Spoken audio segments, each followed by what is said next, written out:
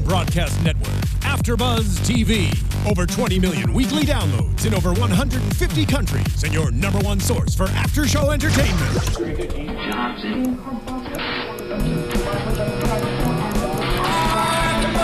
AFTERBUZZ TV, the destination for TV superfans. Producing aftershows for over 300 of your favorite TV shows. Interviewing celebrities and showrunners. And bringing you behind-the-scenes exclusives. All thanks to E! Entertainment's Maria Menounos, producer Kevin Undergaro, and internet leader Akamai. Now, let the buzz begin! Hi everybody, Sarah Mendoza here, AFTERBUZZ TV, and we are here for another episode of The Newsroom. Next to me, I have... Kendra Kabasele. Hey everybody. Kendra Kabasele. And on the line, we also have the lovely Kellie. Hi Kellie. Hi. Hi, Kellie. Hi. So we're in it. We're episode 2 of The Newsroom, and the title of tonight's episode is Run. We're a third way through the season already. Yeah, this is, I know. It's so a sad. short season, so I guess we could say that. So, you know, what's an episode without talk of federal crime? So let's just start. Let's start with that. Okay, so Neil, we learned about, you know, this whole ordeal with the PR firm that he discovered with a whistleblower in the first episode last week. And this week, we know he's in a little bit of hot water here. So who steps in but our trusty lawyer, Miss Rebecca Holliday. Of course, Will brought her into the picture to help Neil out, you know, to help do some damage control and make sure that he's protected. He's in a lot of hot water. Yeah, I love my favorite line from her is as she walks in, she's like, I would love it if you would stop committing federal crime. Yeah, that was a good one. Wouldn't we all? You know, it's like grocery shopping for ACN now. It's like this weekly thing, I feel like. But yeah, so she's in the conference room with Will and Neil now, and they're talking things through. And I just think it's funny because she's like, okay, so Neil, somehow you got these stolen documents and you asked for more, and he's like, yes, and then you taught him how to physically give you these documents, and he's like, yes. So it's like yes to everything wrong, and she's like, okay, you've committed espionage. Dun, dun, dun. So it's everything we don't want, right? You know, the Department of Defense is not aware of this yet, but that's the big fear here. You know, should they run the story? Should they not run the story? Of course, Rebecca Holliday, Will says no. But what does Neil say, guys? he wants the story to run because he doesn't know any better. He doesn't really grasp. What do we think about that? I mean... Oh, go ahead, Kellie. Oh, yeah, no, I was going to say, you know, for me, I think it was interesting, you know, kind of like throughout the episode as we see kind of the back and forth with him and Will and Rebecca, and then as we later see McKenzie, it's funny because he still doesn't get it, and that just shows kind of his age and, you know, and how naive he is because he doesn't really understand the level at which he's committed a crime. I mean, he actually taught someone how to steal classified documents. It's, you know, bad enough accepting them, but then he went a step further to actually, and I think that above all is the thing that kind of everybody was forgetting about. Because I get the whole journalistic integrity and you want to, you know, communicate to the people and, you know, you want to, and all of that and being a real legit journalist and saving the people and these people did wrong and all of that jazz. I totally get it. I understand. And I definitely empathize with that side of it. But I think the hardcore thing that people keep forgetting is he actually showed this guy how to steal. Yeah, well, and that's how to what? Sorry, how to steal. Oh, how to steal. How to steal, like how to steal those classified documents. He knew how to do it to a certain extent, but Neil kind of, you know, took him a step higher than where he was already capable. Right. It just made his participation that much worse. Right. It was really telling too when Neil said, you know, he'd wear it as a badge of honor if he were to, you know, get in any further deep water. And we saw him in, you know, we've seen him in previous seasons kind of helping rioters or protesters and that sort of thing. And I think he's just, right. you know, he wants to follow some sort of journalistic rule. Well, and you got to remember where he came from, because if we go all the way back when we met him and his character and how he even became a journalist, he was in the middle of a terrorist attack. That's, you know, so he's got a very soft spot for that sort of thing. And then to find out that this story was planted and this, you know, riot broke out for, you know, not that there's ever a good reason to have a riot, but this was, you know, just a flat out lie. Right. You know, I think resonated so much more with him. I like that he's being portrayed as so much more of a gutsy man, you know, in this season, because before, like, he did get into some serious situations, but I feel like he still didn't have, you know, the guts to really risk himself as openly as he is now with this whole situation. You know what I'm saying? Like, I always felt fear with him in past seasons when he is doing this, you know, treading lightly, I think. Yeah, there's always a fear behind what he's doing, but I don't sense any of that in this situation with him. I wonder if he was basically inspired by Maggie and her, you know, her situation in Africa. Because we went from, you know, oh well, here's Bigfoot, or was it Bigfoot? Not Bigfoot. Right. Was it Bigfoot? And now he's kind of, you know, just going full throttle.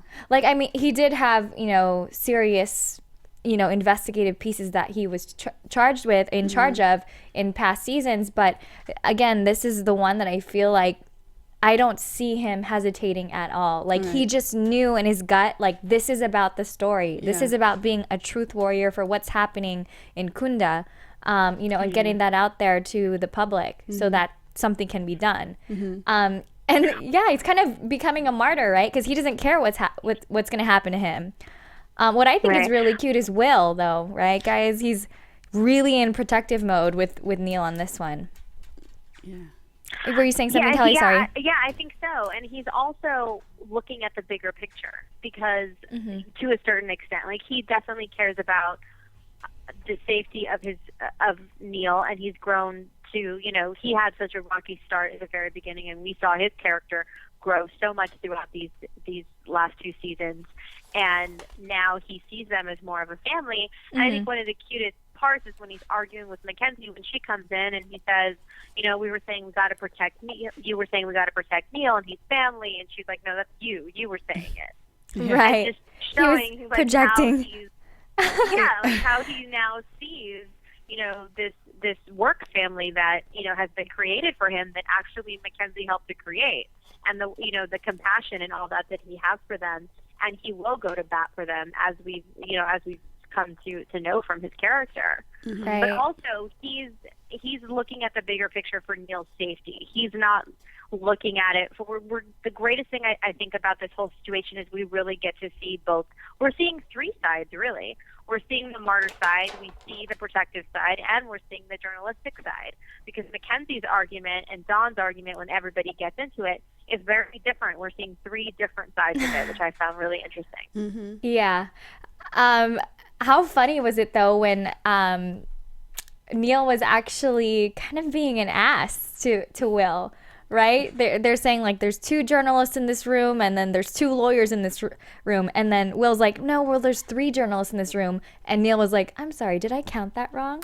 So he was taking, he was taking a jab at Will. I was like, wow, I am kind of liking the spicy side of Neil. When he really believes in something, I guess he's just really going to go, you know, all at it like this. And that's the other thing. I mean, he even called him a name. I mean, I don't yes, he did. Even if it was a line on the show. A terrible name. You know, really go at it. He's like, you know what, I wouldn't mind being called that if we were doing this in the right way, but this is not it. And I just thought, you know, he was really going toe to toe, and, you know, so Neil trying to, you know, play with the big boys. I think Neil's frustrated. He's finally, you know, he wants to have his say. He's been the you know, Right. oh, poor Neil, like, you know, the little kid of the office, and now he's finally finding his voice, I think. Right.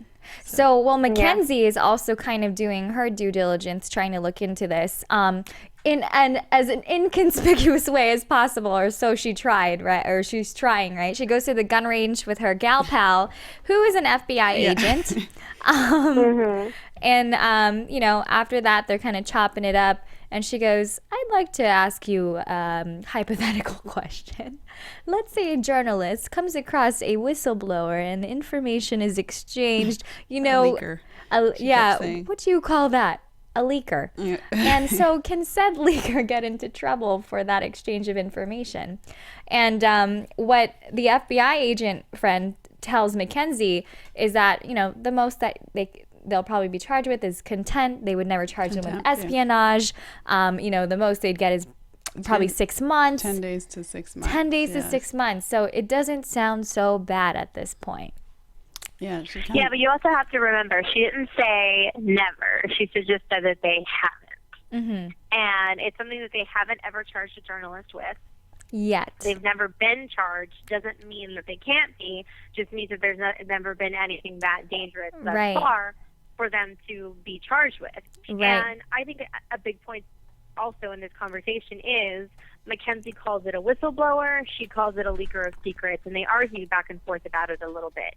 And that there ensues like the next argument, the big argument between Will and McKenzie, because it's that same thing.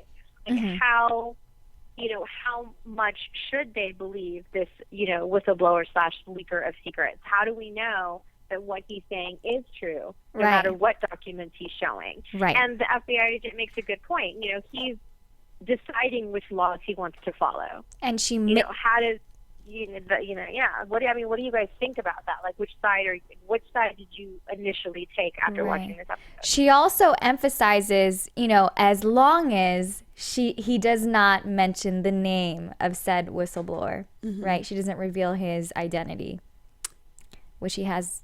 Well, at that point, he had not yet done. Well, and they don't think. Well, McKenzie doesn't think that the person will ever come forward. Right. So, but we don't know that Neil would reveal it or not yet. Yeah. Where I'm at on this situation. Let's see. Good question, Kelly. It's tough. I would want the story to be put out there. I feel really bad for Neil, but you know, it's his choice. He wants to become a martyr in the situation to, you know, for the greater good. I guess if you could look at it that way. So I'm with Neil being a warrior. I mean, I don't even know if it's possible to keep it hidden at this point. Somehow, I think it would come out. You know? Yeah. Do you agree with his decision, Kendra? Neil? Yeah, with wanting to just put it out, get it out out there. I think he should. Yeah.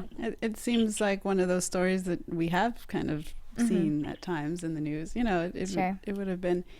My curiosity was in why McKenzie and the FBI agent, when they were all in the office, acted as though. I mean, I kind of know, but why they acted as though they hadn't seen each other since last year.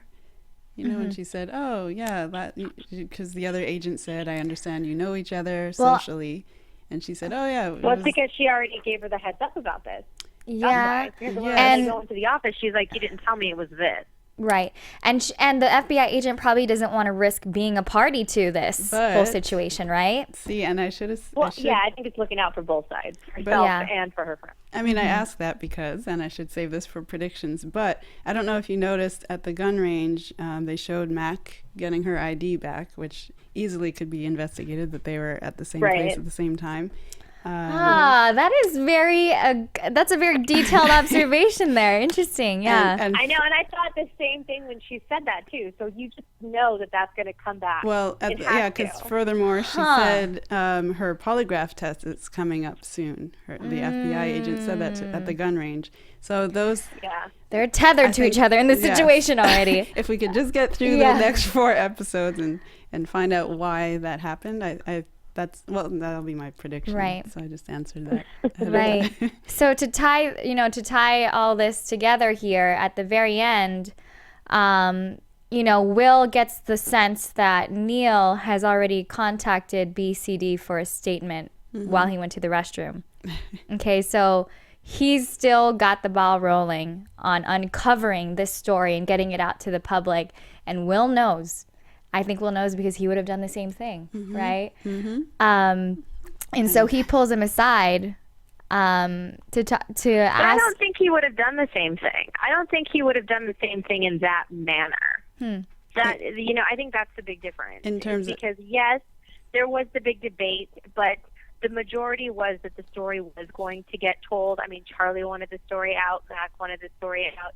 I believe that had he been patient and not hot-headed, as Rebecca put it, when he was going to the restroom, and would have just waited it out, they would have found the right way to go about doing it. That would have, you know, maybe protected him a little bit more than just throwing all the balls up in the air and just seeing what happened, which is what he ended up doing.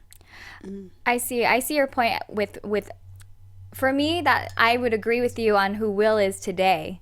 But I guess what I was picturing is if that were Will at Neil's age, still hot-headed and crazy, and will do whatever for the story, I would imagine, in my opinion, that he might do the same thing. Yeah, I mean, maybe, but also Will's a lawyer, so I don't know like how frivolous he would have been with it, you know? That's true. Like, I definitely see McKenzie doing it. She wanted to, you know, and I mean, she's a little bit more of that. I think Will's a little bit more cautious when it comes to just kind of knowing the law and like those different things. And I mean, I'm on Neil's side. Like, I totally see where he's coming from and can definitely empathize with that and wanting the truth to be out. And, you know, 38 people that died for, you know, pretty much no reason. I definitely understand that. But at the same time, I mean, he's only thinking about himself and thinking he's going to get like 10 days in jail. Who cares? He's not thinking about the repercussions of every single person in that room. He just got everyone in trouble because he didn't wait to see what the best thing was to do. Right. And that's where I think he just was naive, and just that's where he shows that he's just a kid. He doesn't know any better. Right. Yeah. That's good. How old is he? I don't know.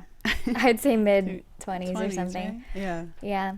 So, you know, when Will takes Neil aside, he asks him to reveal the source to him, so that, and you know, I can't fully understand the mechanics why that's going to help save Neil in a way, but because all they really want is the source. Right. That's what they want. So right. But with him knowing the source, help him, too, it's going to give him a day or so. Yeah, it'll give him a lead time, and Will, you know, they won't be manhunting for for Neil, but they'll have somebody else to distract themselves with. Yeah, and he's basically just buying him some time. Makes and sense. I think that's when it really hits Neil the severity of what just happened. Because he's like, wait, it's just contempt. And that's when, you know, Will's telling him, do you have a place to stay? No cell phone, no credit card. Right. You know, have all this. And I think that's when it really hit him. It's like, you know, crap. Yeah. I am in trouble here. Yeah. So you know, the biggest thing that Will gets Neil to do is the title of the episode tonight. Run, Neil. Yeah. You get your butt out of here. I'm buying you some time. You better get out of here. You know, get rid of your cell phone because they're going to track you down. Yeah. Now the menus. What about the menu? The whole menu situation. That was yeah. clever. He knew that the FBI was on their way. Probably from Neil reaching out to BCD. He knew it was going to get. You know, it's going to be the thing that seals the deal for some people and for them to investigate it further with them. So, you know, right on cue. How'd you know, Will? They come in the door. I don't think he necessarily knew what he was going to write at the time. He just knew he had a message that he was going to have to parlay to Neil. Because it could have gone either way, you know. Right. Either way. Okay. Huh. Heavy first topic here, huh, guys? On to a lighter, maybe fun topic. Oh, did you have something else to say? I was just trying to think of the sidebar of the tweet. I know it was because Neil was absent and preoccupied with the situation. We had the tweet that went out on his behalf. Hallie. Yes. Yeah. Now, this was a really interesting thing for me because as we see this kind of play out, like at first I kind of thought, okay, maybe she was tired. It was an accident, whatever. But then you really think about what she actually tweeted, and I don't care how tired you are. That's a thought out. I was thinking the same thing. That is a strong statement. That is not by accident. No, that was a passionate, well thought out statement. I mean, and she's representing, you know, not only the network, she's representing Neil. And to think, like, I don't think he would tweet something like that. No. You know, well, no, they can't pick sides. They're a news agency. They don't pick sides. Like, it doesn't, you know, and that was kind of like the whole thing during the debate. That was the thing that Will kept getting. You remember, they kept throwing it in. You're a Republican. You're this, you're that. But it's not, you know, it's not the opinion of the network. They have to stay, you know, in the middle. And her tweet, Republicans rejoice, there's finally a national tragedy that doesn't involve guns. So that does make That's just asking for controversy. But she knew, because she said, they asked her why she did it, and Charlie asked her, you know, what was in her head when she was posting it, and she said, retweets. So she knew it was going to get left it up for 30 minutes. Well, right. That's a lot of time. I think it's a Sometimes I panic after a minute after posting something. I'm like, wait, 27 minutes is kind of a long time there, Allie. For me, it would be like a typo. 30 minutes is a long time. I mean, it was in the middle of the night, but I think she knew. I think it was pre-planned, because when Jim was kind of taking her side when they went for drinks at the bar post-firing, she kind of had these guilty questions. She was, you know, oh, what, you think I did it on purpose? Or you think, you know, and I think maybe she is looking for a different job, or, you know, a different situation for herself. I mean, it's the best way to cause controversy, and he's so right. You know, you're going to get job offers from people that don't like it. Yeah. And I think it kind of clicked in his head, you know, as she's like, you know, Daily Beast, like these people that are, you know, because she called herself out on her own Twitter. Right. I mean, if she really felt that bad and was really that embarrassed, I mean, would she? No. Do you really think she'd fess up to it unless it was for personal gain? What if she did mastermind this whole thing? She did. She could. She's very smart. I think she's heard maybe chattering about the, you know, the buyout and all of that. And how do I leverage this for my career? She didn't want to just blend in with the others in the unemployment line. She wanted to be like in demand at the next, you know, maybe. Well, I mean, you've done it right, Kendra. Oh God. I'm just kidding. I didn't want to tell everybody. I mean, remember she had her own blog, so maybe it's just, you know, to get viewers to that. Wasn't she trying to start her own blog and stuff? I now see her as a very intelligent woman. Even more so now. It's a checkmate. Yeah, I think she's ahead of the checkmate. curve. All right, she'll be the new Perez. Okay, lighter note. What do we think about Don and Sloan in this episode, ladies? I loved it. I thought that was so hilarious, especially that he used his own name as a verb. I can't believe you, Don Kiefer. Are you Don Kiefering me? That was no, good. I would never Don Kiefer you. Yeah, what does that even mean? Yeah, apparently Don has a pattern that's persisted in his life. They are white-collar criminals. Yeah. They're so cute. So we find out there's some insider trading going on. Yeah. And, you know, oh gosh, yeah, that unintentional insider trading. Yeah, I really love that it pokes fun at this sort of. I see this more and more nowadays with friends. This gray area relationship. You know, a couple. Yeah, like we are together, but we're not official. Like you know, it's such a thing nowadays. So I think it's funny to see it have played out with Don and Sloan. Yeah, but it's kind of cute because you know that they really like each other. They're so coy about it. Yeah. Well, I like that they both tested each other. I thought it was really funny to kind of they put each other on the spot in such great ways to kind of see where they stand. Yeah, Sloan fooled me for a second. Yeah. I wonder though. I know they're quote unquote testing each other, but I wonder that these things are actually were true, and we'll find out next episode maybe. I don't know. Actually, yeah, she may have been telling the truth, sure and then because I was believing it when she was saying that she's in love with him. I'm like, oh, and then she was kind of like, ha ha, ha. Just kidding, like, but maybe it was true, like to see what you know, I don't know. And then it's another prediction. Yeah, so a lot of back and forth with them, just charming banter about their relationship. Yeah, I don't know. They're just too much. I really want them to be together. I like that Maggie might have a boyfriend. Yeah. The law professor on the train. Yeah. But do you guys remember him from Never Been Kissed? No. I don't know. He was the cool guy. He did with look Drew familiar, Barrymore and Never Been Kissed. Oh. Anyways. Oh, maybe that. I yeah, 'cause that digress. was on My TV mind- Was that him? Are recently. you sure? Yeah. That's Jeremy Jordan. That's not Jeremy Jordan. No, It's his not. name is Jimmy Simpson. Jimmy. The one that he was kind of a skinnier guy. No, like that's Jeremy Jordan in real life. Oh. The one from Never Been Kissed. The one. Well, They like, yeah. Okay. The one on the episode. Do is Jimmy do they Simpson- resemble Jimmy each other, Simpson. Kelly? Because my mind is really a like little bit, tricking a little myself. bit. Okay. Like, they do a little bit. Okay, I was lying Okay, then. Anyway. Anyways, this we're one- Funny though. off topic. The actor's name is Jimmy Simpson. If you want to look him up. Anyway. I will look that professor up.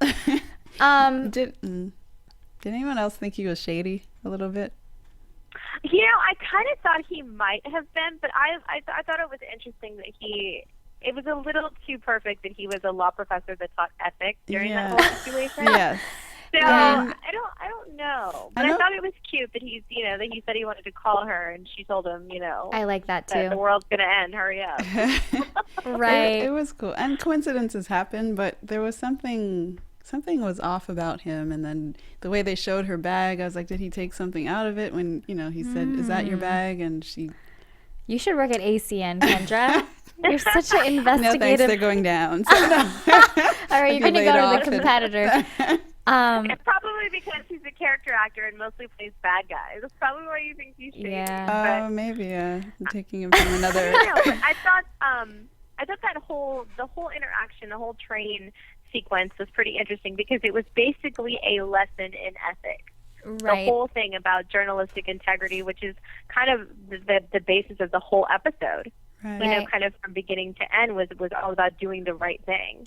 Right. And we see, Maggie decides to do the right thing and, fess up to her, not being so honest, hiding from the guy that was, basically having granted he was having a pretty private conversation on a public train, but Right. But still, I thought it was interesting to kind of watch her kind of go through the thought process of it and decide against being that kind of journalist. Exactly. Because, she could have easily have left out the fact that she's kind of crouched down in the chair. Right. Or she could have said, oh, I was just, getting to sleep or being comfortable. But it was nice that, she kind of, admitted to every step of her plan. I think for her, that's more of like a clumsy disclosure. You know what I'm saying? I didn't. In my opinion, it was more so. I think We can hear some Darth noise. Vader's on the line. Kelly, we can hear you breathing. Something. What? Oh, we heard There's some somebody wind. breathing on the mic. Okay. Something. Anyhow. I guess we're Anyhow. not supposed to address that. I think we're back. Are we back? Is our audio good? Okay. Yeah, thanks. We're good now. Okay. Great. We had some audio issues a second ago. Okay, but yeah, as I was saying, for me, I thought Maggie just, in her clumsy haste to uncover the story, said that she was crouching down. It wasn't like a conscious, wanted to be clean about how she got the story to this guy at the EPA. Yeah. Well, In my opinion, some Well, I mean, but he flat out asked her, why didn't I see you? And I think she's just an honest person. That I don't think she's that good of a liar. it actually was great because she kind of wiped the slate clean for him to offer the other story without it being, blackmail or, she realized through after her pushing him and him saying that was unethical. Yeah, he was squirming Yeah. really wait. It was like reverse psychology though, but unintentionally, I feel like, because she's like, you're right, it was unethical. You know what? Well, his character was really funny too. Yeah. I liked him, the way he was talking about things, his answers and his reaction, and even when he asked her name, and he says, well, that really sucks, Maggie Jordan. And kind of just the way that he would come back, and well, this whole conversation has been on the record. Oh, right, because I forgot to say pause and off the record, or just kind of the way he kind of goes through the motion and all of it. Yeah. With this whole thing was funny, but And there's Sorkin at his Also- finest again with the dialogue yes, back and definitely. forth.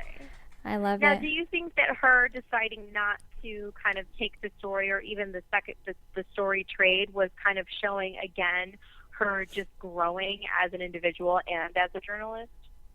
Yeah, absolutely. Mm-hmm. I think she gets it more than more. Other than this like egocentric, gotta prove myself in this industry type of mentality, it's the bigger picture for her.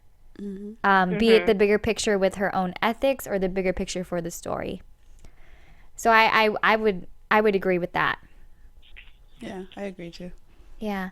So, he did change his mind after seeing that she was going to do what was the ethically right thing. And not only did he give up the documents that outlines carbon dioxide emissions at a level, that they haven't reached in, how long, or they've never been before, he said, I'm going to give you an exclusive interview with me regarding the situation.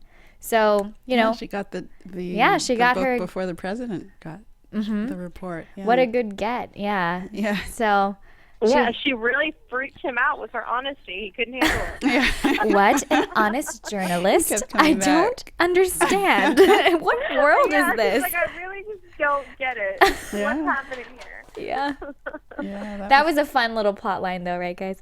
Okay, so last topic here before we wrap up. The big news at ACN with Reese's brother and sister-in-law stepping into the meeting today. His stepbrother and sister, Blair and Randy. Brother and sister. Half sister, half brother, yeah. Something like that. They're not blood related. No, they are. They have the same dad. Okay, they have the same dad. Yes. Oh, so complicated. Yes. No. We're going to say every way to be related.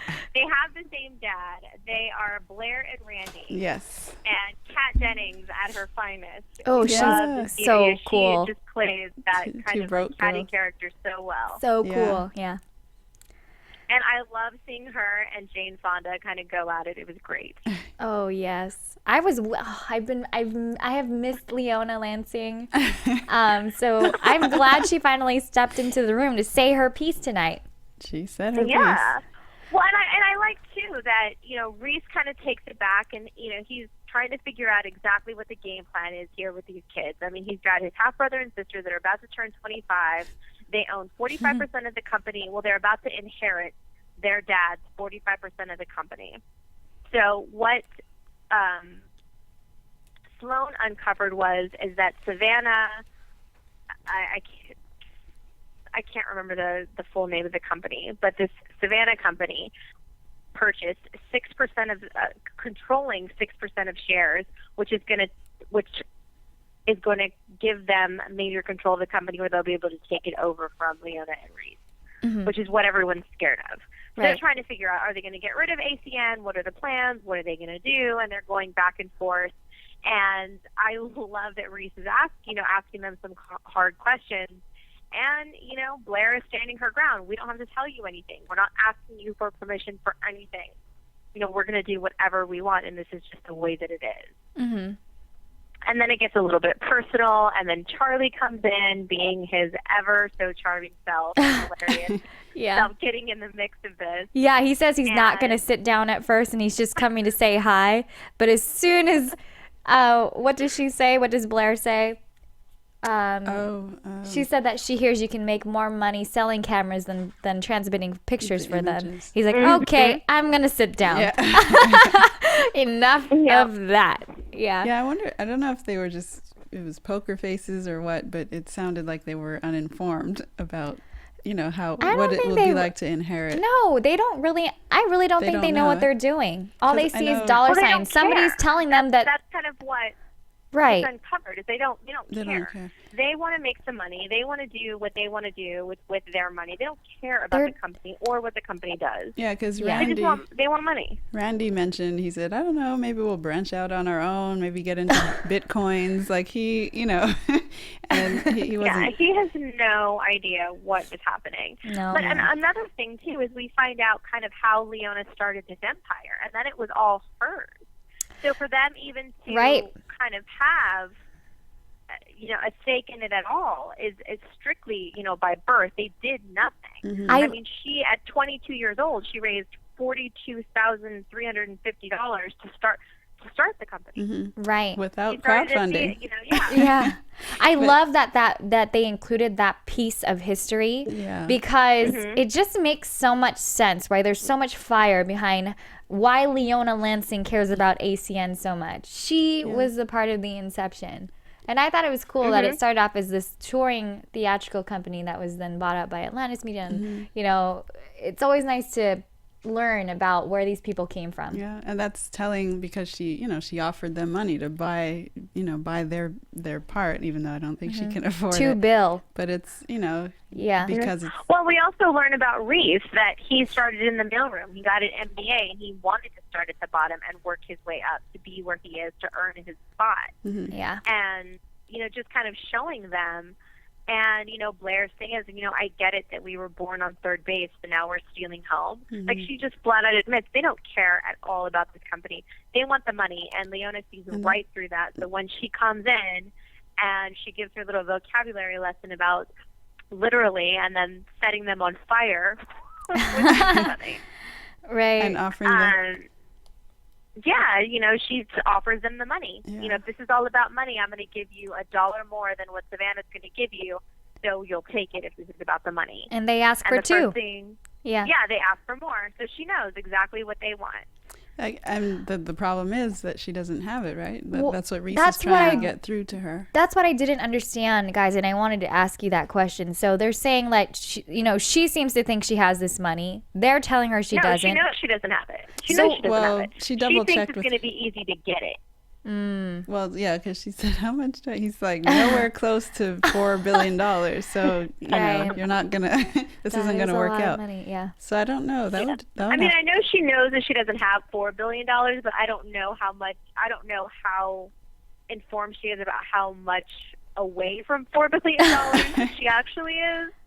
Yeah. But, she wants this company, and then she goes back. She's like, I raised the $42,000. That last $350 was the hardest. She's done this before, granted not on this scale, but she also believes in her company. And, measure she's got proportions. 10 days to do it. And now 10 days to get that $4 billion in cash. There's always crowdfunding. That's what I was about to say. It's going to be like full circle. She's going to try something new. Yeah, you got to roll with the times. Well, you got to think about it. She's got to raise $4 billion to save this company. Neil is off committing espionage. They're having to go and publicly apologize for calling out Republicans.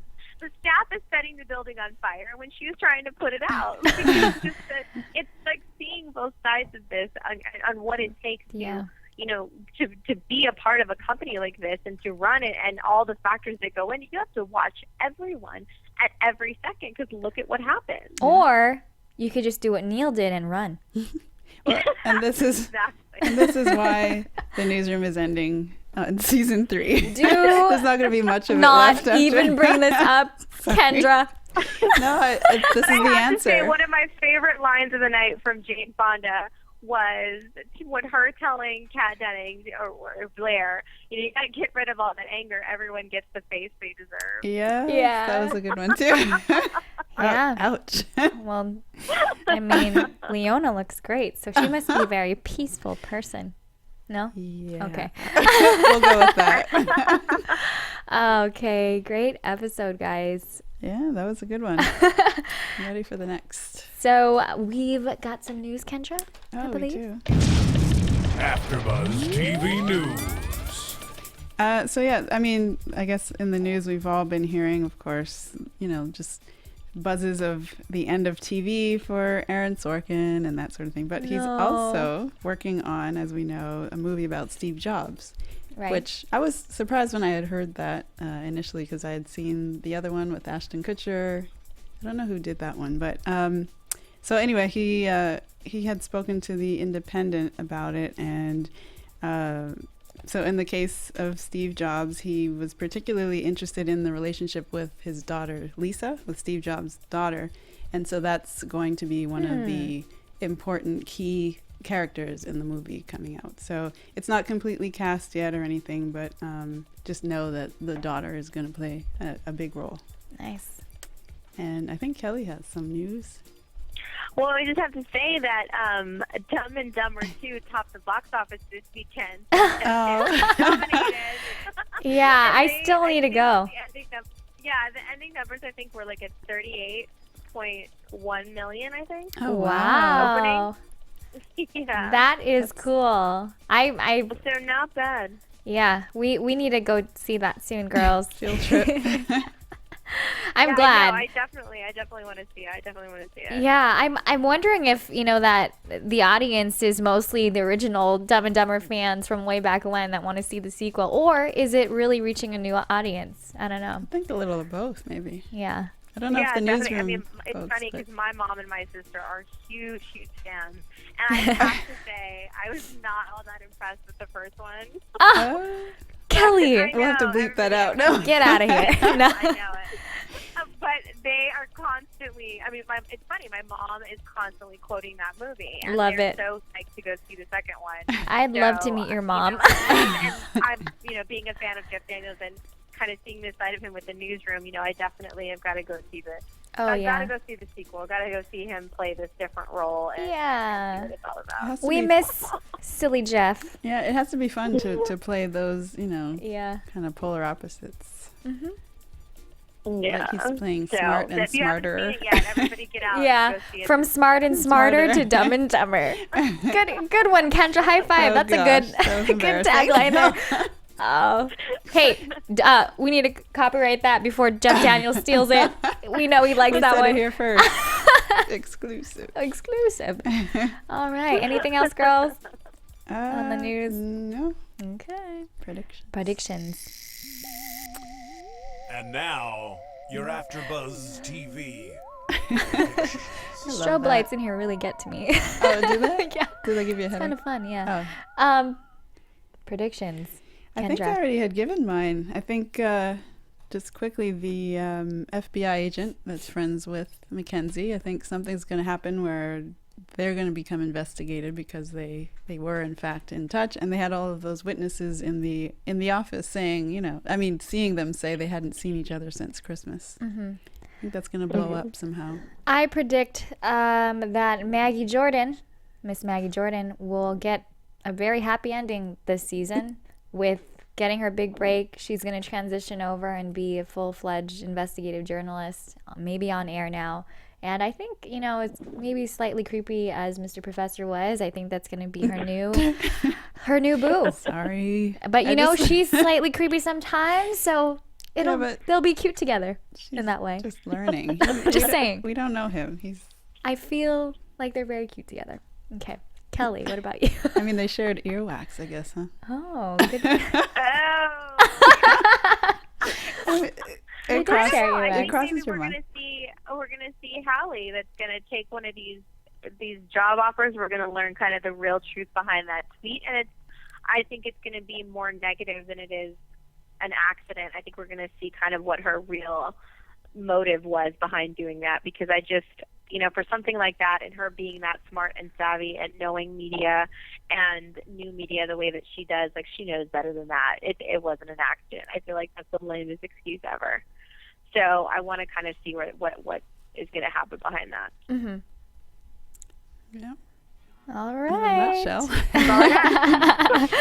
All right. Well, this was a really good episode. Thanks for tuning in, everybody, to the episode and to us to recap it.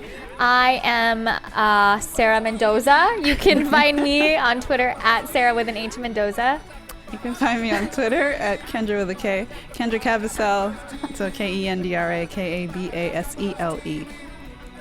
And you can find me at Kellie with an IE 079. Alrighty, thanks everybody. Have a good night, and we'll see you next week Sunday.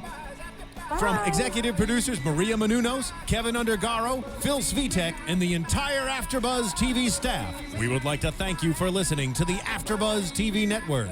To watch or listen to other after shows and post comments or questions, be sure to visit AfterBuzzTV.com. I'm Sir Richard Wentworth, and this has been a presentation of AfterBuzz TV.